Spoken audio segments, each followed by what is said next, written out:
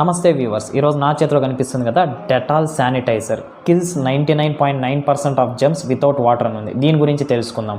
దీని ఇంగ్రీడియంట్స్లో denatured alcohol ఉంది 72.34%. Alcohol దేనికి యూజ్ అవుతుంది?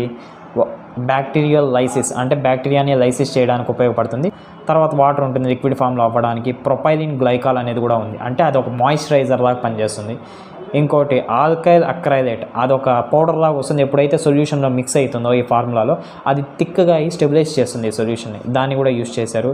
తర్వాత అక్రైలేట్ కోపాలిమర్ అని ఉంది, అదైతే ఒక సాఫ్ట్ లేయర్ని ఫామ్ చేస్తుంది స్కిన్ మీద స్మూత్గా ఉండడానికి.